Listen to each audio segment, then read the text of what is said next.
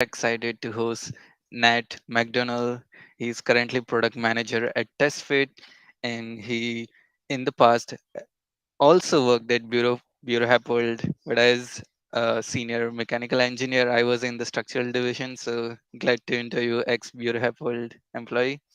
And I had the pleasure of meeting him in AEC Tech conference, and it was the best experience. And he's like so humble, and he has a great personality. I hope you'll see in this interview for sure.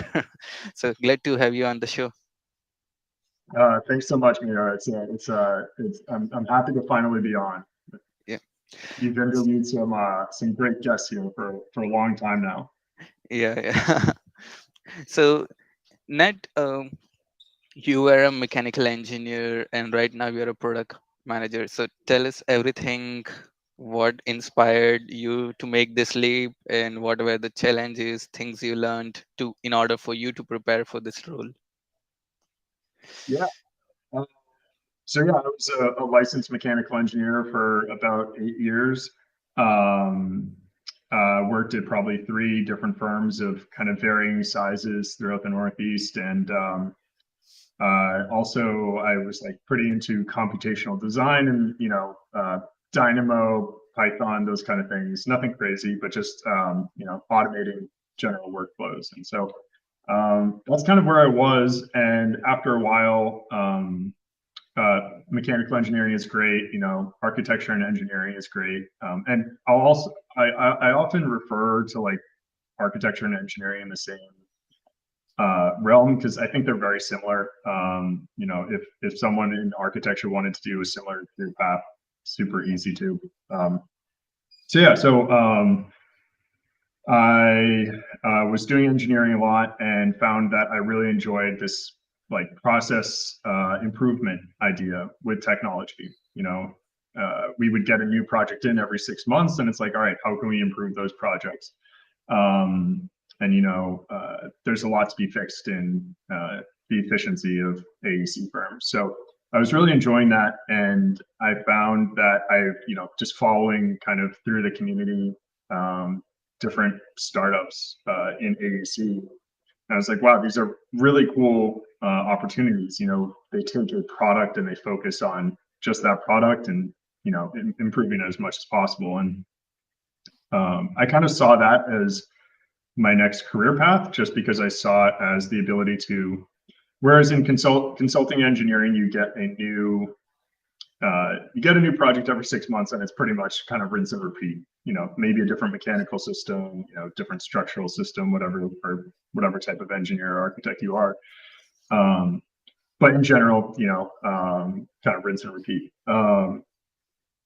And I saw these startups, and they said, okay, we're very focused on solving this one problem and doing it with technology. And I knew enough through computational design stuff that I knew enough on the tech side that like I could talk about it at the very least.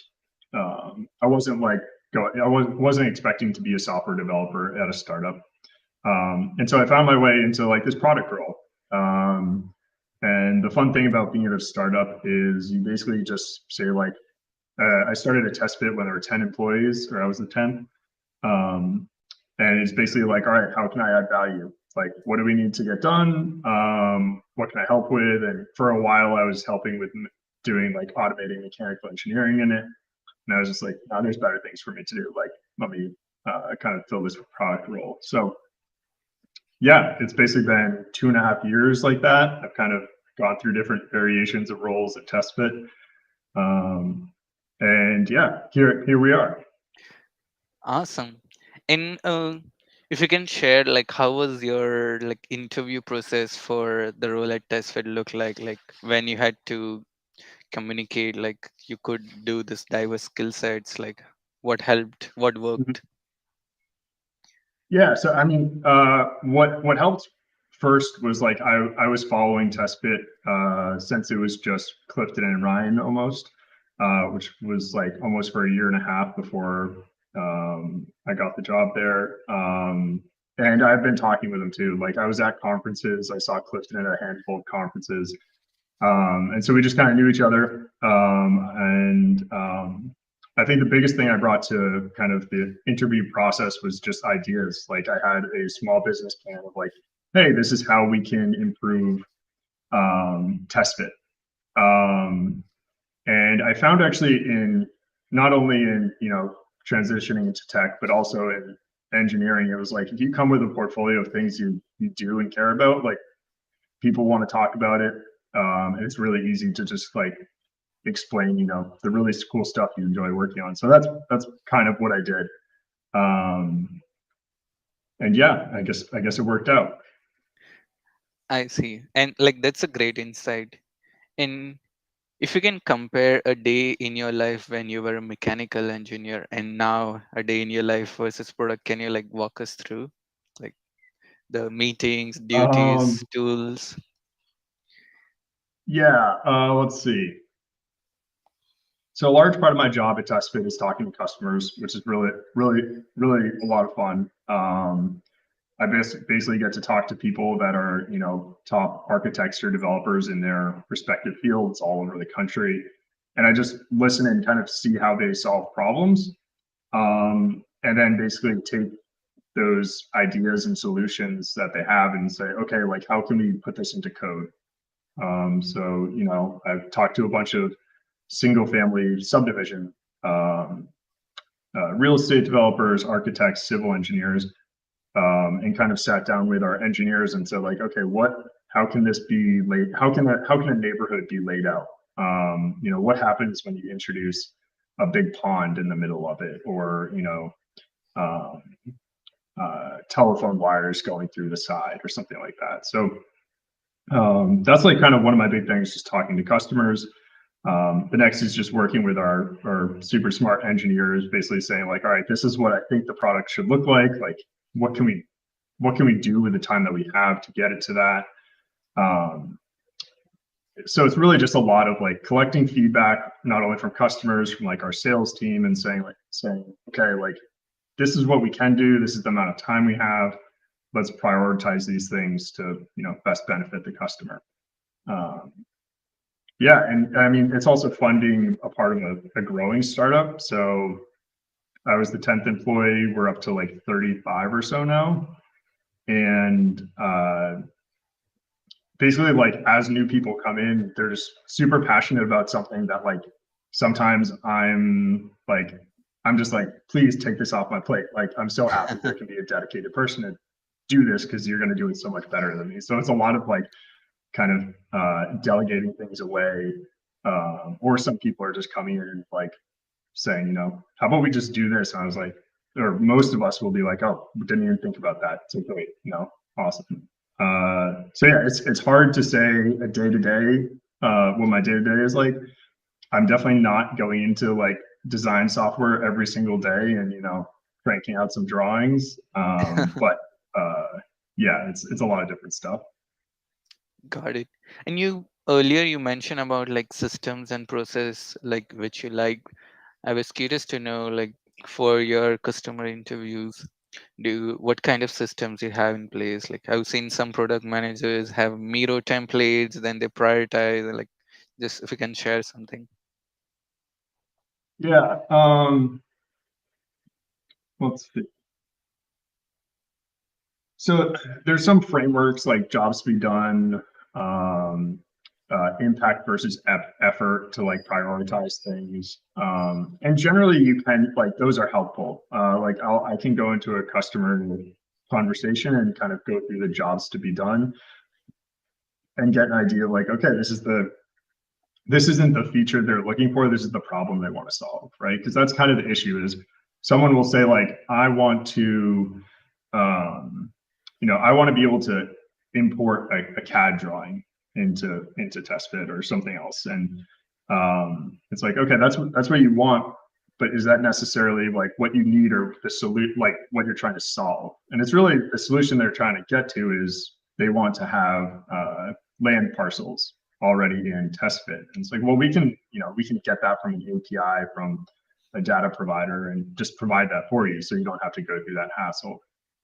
So there's a lot of like kind of teasing those things kind of out in those conversations. So those frameworks, they work well. But in general, you can kind of just kind of go with like you're having a conversation with a real person. So, you stick to it as much as you can, but you ultimately kind of go into a lot of different directions with them.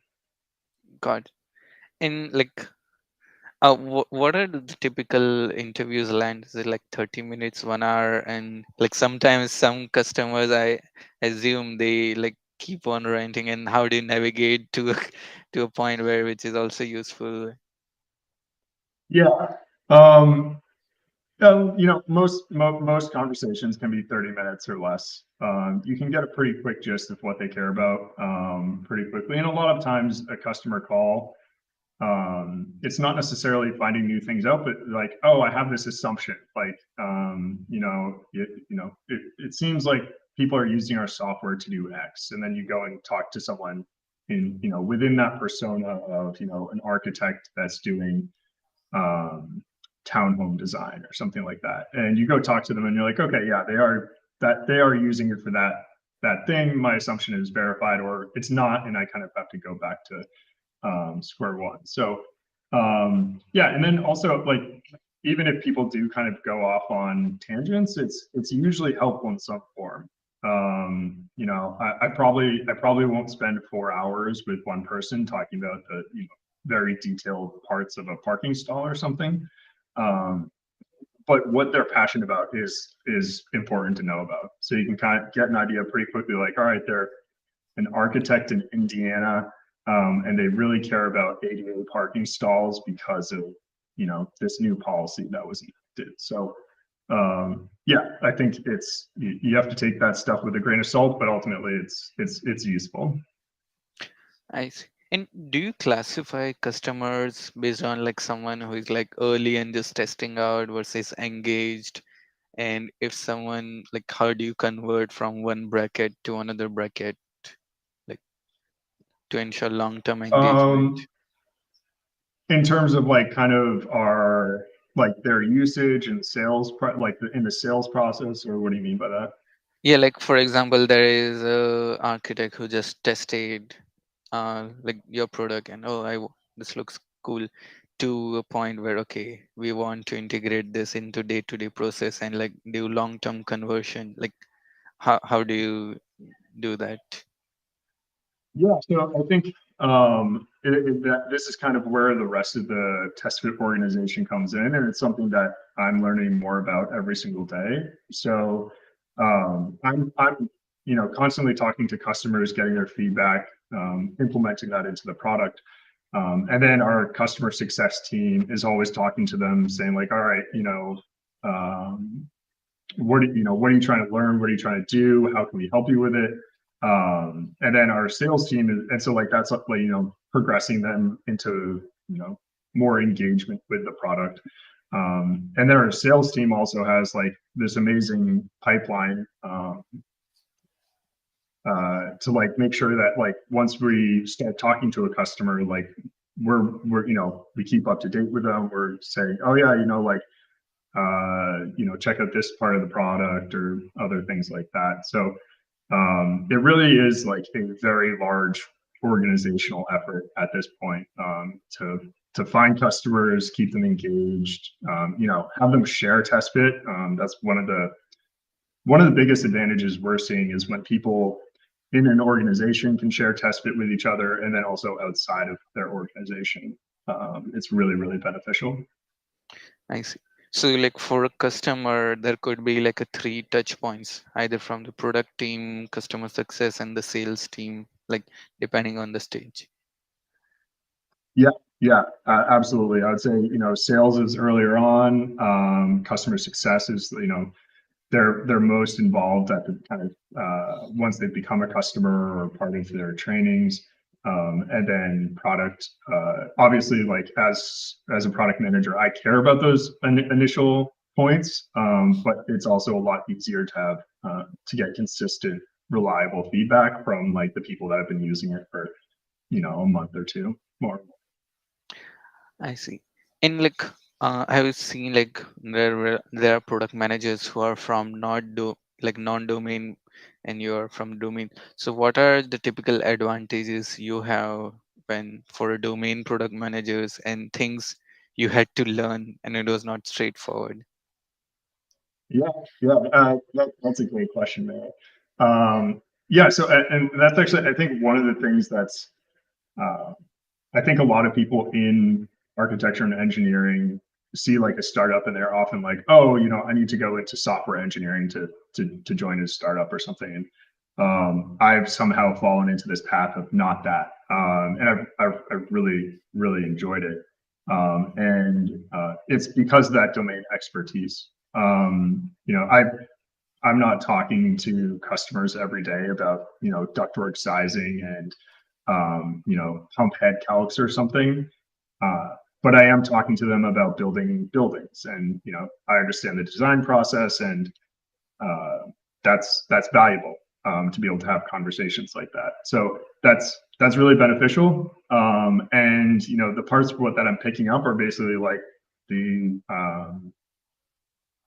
product management side that isn't domain specific. So like, how do you have a good customer feedback call? How do you work with engineers effectively? How do you make sure that you're listening to your customer success team and implementing the features that they are hearing day in and day out? So yeah, that's kind of the stuff that you kind of have to pick up along the way. No one's going to train you, but yeah, it's fun doing it. I see. And are there any like online courses or resources you would recommend for people who are also thinking of similar transition? Yeah, so I've heard of like a few like boot camps, and I can't say much about those. Two things that I kind of use that is helpful to reference every now and then is um, let's see, it's called the Mind the Gap, which is like a product management kind of organization that has it's like a cheaper subscription, and they have helpful trainings. And then I haven't used it much yet, but Reforge is another one. That one's more expensive, but is like kind of industry standard at this point for like the level of content they provide. So yeah, I can't say too much. Like I've only just started kind of seeing that. Um, but I mean, other than that, there is just a lot of resources on the internet. Like product management is not a super new thing. It's been going on for a few decades or more in some form or fashion. And so, if you have a problem, you can probably find the solution somewhere. God. In like what are like common misconceptions like people tend to have when they want to transition in this role? Like I'm one of my guess is like people think, oh, there's so many things you need to learn before you apply for a product manager role, and it might not be the reality. Yeah, I think the first thing is like that you need to be able to uh, code confidently. Like that seems like a thing with like technical PMs also. Like I'm sure that could be helpful, but and like it's helpful to be able to talk about it. Like understanding how code and software and the process to create it works is helpful or necessary. But the actual like implementation of how you build out a website and implement the back end and front end and everything, like the very specifics of it, it's like no, you don't really need to do that. That there are gonna be people that are better than you at that, and that's why you hire software engineers to do that. So I think that's one. Another one, I'll think on it. I think that's a big one though. Yeah, so for the like viewers to clarify, there are like product managers who are technical and there are also non-technical product managers, so it's not necessary that you need to learn coding to be a product manager. I Yeah. see. And what excites you about the AC tech space in the next 5 years? Like any hot takes or bold predictions? I think those are two separate things. So what excites me? I think uh, the fact that architects, engineers, real estate developers, everyone can talk are starting to talk so seamlessly with technology. Um, Even just like, being able, instead of sending an email, a real estate developer can Microsoft Teams or Slack their architect or their engineer. I think that's pretty indicative of where the rest of technology is going to go, which is, in 3D modeling, like why can't we, why can't the real estate developer see the project that the architect is working on and just keep those, everyone has their secret sauce. So keep your secret sauce separate, but, all of you can work in this spot at the same time. Um, so I think that's a pretty exciting one. Um, let's see. I'm trying to think of a hot take off the top of my head, and I haven't been on Twitter that much recently, so I can't say I have too many.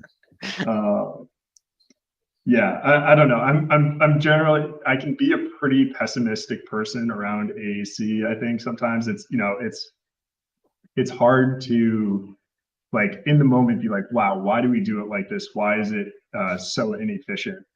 Um, and in reality, like, it just takes a long time.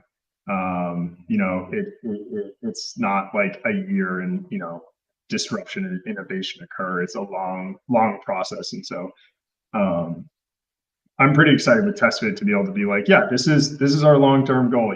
We create housing through software, and we get to, take that process that took 3 weeks for a real estate developer or an architect and put it down to, like, 20 minutes, right? A 20 millisecond solve. Um, so I don't know. I think in general, that's like the pretty exciting things about AAC. Just the collaboration and just like the long-term solution. Like, everyone needs housing, so we're working on it. Mm, nice. And like I wanted to like since you touched on the pessimism side, I wanted to know like what has been the most frustrating like experience as a mechanical engineer you had, and one thing you could do to automate, what tool would you develop? Ooh. Um, it's a tough one because it's probably the toughest thing uh, to change, which is just like the business model of architecture engineering. Um, and I've said this a few times before, so it's nothing new, but it's, ultimately, a junior engineer, a junior architect, they hustle and grind to get something done, and it's just kind of a part of the business model that it's you pay per the hour, and that's just part of billing. And there's not too much there's not too many incentives to improve that process. So it's just, you're kind of stuck in that grind. So I mean, I kind of see how I solve that. Like, I don't think TestFit is doing this directly. I don't think we're, trying to change the business model.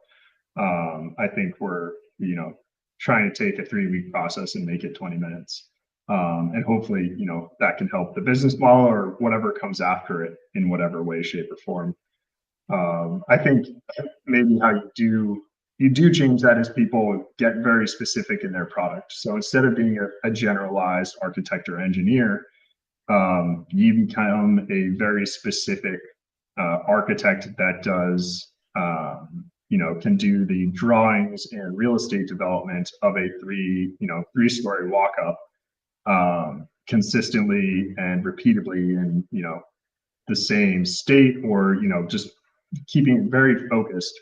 Um, I think that's how you kind of change it, because then uh, you have a lot more risk, but there's also a lot more reward with it. You can put out buildings that much faster. You can have that much more consistent profit.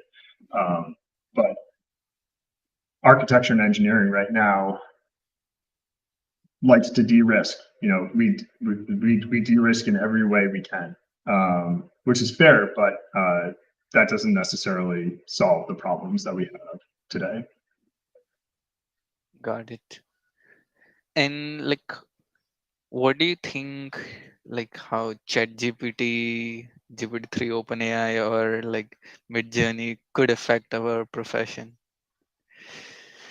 Or is it It overhyped? You will. can even say that. No, I don't think it is. It is. Uh, it's amazing what it can do. Like I can't wait until you can feed it large documents and be able to, have it just you can ask it questions and like there are ways to do that now, but it's not like as available to the public. So like when you could take as an architect or an engineer, you could feed in a spec for your entire mechanical systems and plumbing systems and wall systems. If you can feed that into ChatGPT or something like it, and you can ask it questions or say, what is, what's are there things that are concerning in here, and it goes through it. That's pretty amazing. Is it going to replace architects or engineers? Absolutely not. It's the same thing with TestFit. TestFit's a procedural AI, and uh, it's impossible for architects or engineers or real estate developers to be replaced. We'll make you that much faster, just like ChatGPT will be. Like instead of writing a book or writing a paper in 3 hours, you can write it in a minute. And then basically you just have to assist it. You have to edit it for the extra 10% that actually makes it work for you. So that's what TestFit does, right? We call all our like solves configurators, and that's because TestFit solves it to a point, but we're ultimately leaving it up to you to kind of configure it in the manner that you want. Because we're not going to get you 100% of the way there. We hope to get you 80 or 90% of the way there, but the architect or engineer, with their creativity, their knowledge for their markets, they're the ones that are going to take it the rest of the 100%. I see. Yeah, like the human in the loop makes the final decision and like navigates this AI. Yeah, Yeah. yeah, exactly. Yeah, if all the test fit buildings, if we just took a test fit building and built it, it wouldn't be a great building. We've got a lot of work to do on it, but yeah, that's what architects and engineers can really flex their creativity. Cool. Any piece of advice for mechanical engineers who are just starting out or who are in school? Um, I think one thing as an engineer that I think I would love other people to learn from is that I always saw myself as like just an engineer. Like I would see myself like if when I kind of transitioned into tech, I my one of the biggest things on my mind was like, am I still an engineer? Like, going to tech, does this mean I'm an engineer still? Because you're not making drawings, you're not going on site visits. Um, and after a while, I thought about it and I was like, yeah, it does. Like, I'm still, thinking through these hard problems that are related to building design. Instead of, how can I calculate the pressure drop of this duct system? It's, how can we effectively lay out multifamily apartment building and hit all these different metrics and, make sure it's user friendly and all these different things. So I think that's I would as any students kind of coming out of undergrad or graduate school is be open to other things. Like it's not you can still be an engineer in the building design industry and do many different things. It doesn't have to be sitting at a desk and drawing some drawings. So yeah, I think I that's what see. I would like to say to my past self. That's great. And like, how do you measure your progress as a product manager? Do you have your KPIs or? Oh, that's a tough one. Let's see. Um,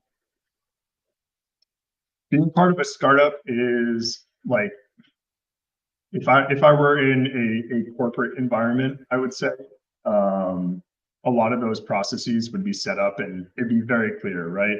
I would talk to my four managers and I would have this specific KPI that I can aim and hit because I have like a very specific role.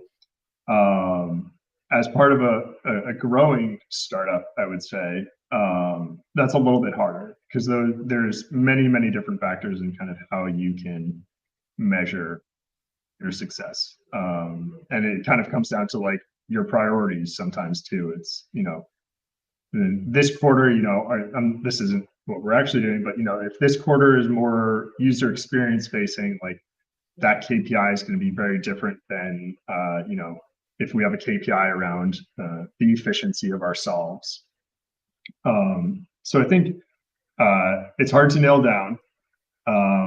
But as we kind of get more information about how our software is used and the solves it creates, I think some of those things around, you know, how efficient the building is, or how close do we get to your unit mix, or how close do we get to your, or what was the average revenue on this type of solve? Those things will be particularly interesting to say, like, yeah, like this is a building design metric that I can attempt to improve for all of our solves. So yeah, long-winded answer. It's hard to nail it down to a specific thing, but we try to, I see. and hopefully we'll improve. Cool. So I have met Clifton, and he's a great guy, great sense of humor. Can you share a bit about culture at TestFit? Culture of TestFit is great. Clifton and Ryan started the company like 5 or 6 years ago. Their first hire was a guy off of Reddit in Portugal because they liked the way his code looked. Um, he's still here. He's absolutely an amazing engineer. Um, and yeah, like since then, it's just grown, and each person has brought really interesting like passion to TestFit. And we're not only hiring from within the AEC industry, but outside, even real estate developers, just people that are and from other SaaS businesses. And it just creates a really cool spot where we can all kind of learn between that domain specific knowledge and non-domain specific knowledge. Um, so yeah, it's pretty cool. And basically every year or so we're doing a retreat. So we're actually seeing people in person. Uh, yeah, I don't know. It's a fun team to be a part of. So right now it's like remote first company. Yeah. I That's basically, it was founded in Dallas. We have an office in Dallas.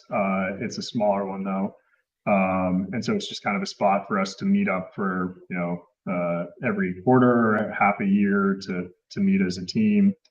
Um, and yeah, so we basically have people. Let's see, we have some in Western Canada, Southern California, a bunch up in Boston, one in Florida, one in Portugal, a bunch in Texas. So yeah, it's remote first for as long as we can see. Cool. So Nat, anything which we didn't cover in this interview and you would like to end on that note? Let's see. I don't think so.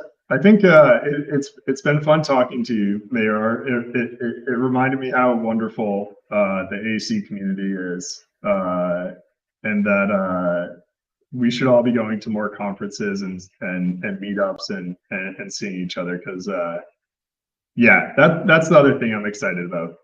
The industry is just how passionate everyone is, and not in like competitive, grimy, annoying fashion. Everyone wants to solve the problem. Uh, Everyone wants to solve different problems in their own way, and it's very cool to see. So yeah. Yeah, that's great to know. Like one of the fact I love about the community is very supportive. Like so, it's great to hear from you too. But I had a great time hosting you, Nat, and hope you have a great rest of your day. And thanks for your time for doing this. Yeah, thank you so much, Mira. This is it's been fun to do this with you, and yeah, keep on going. You're talking to some great people, and you have a super interesting show. So keep it up.